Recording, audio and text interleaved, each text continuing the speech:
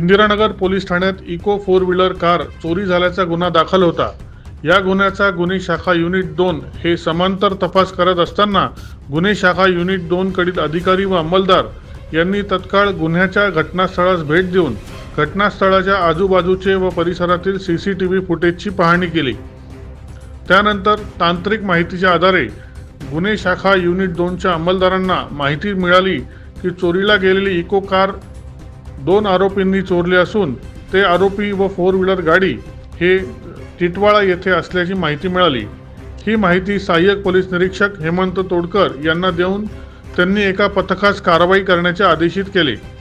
गुन्हे शाखा युनिट 2चे सहाय्यक पोलीस निरीक्षक समाधान हिरे, पोलीस उपनिरीक्षक यशवंत बेंडकोळी, पोलीस हवालदार सुनील आहेर, अतुल पाटील, प्रकाश महाजन यांनी मिळालेल्या माहितीच्या अनुषंगाने टिटवाळा येथे जाऊन तांत्रिक व गोपनीय माहितीच्या आधारे सापळा रचला।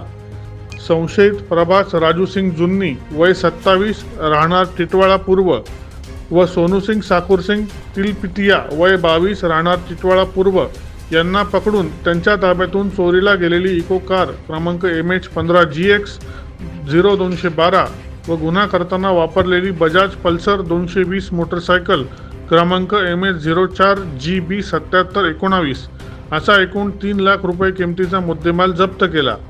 आरोपींनी दिलेल्या कबुलीवरून इंदिरानगर पोलीस ठाण्यात गुन्हा दाखल करण्यात आला असून त्यांच्या विरुद्ध पुढील कारवाई सुरू आहे। दैनिक भ्रमर, नाशिक।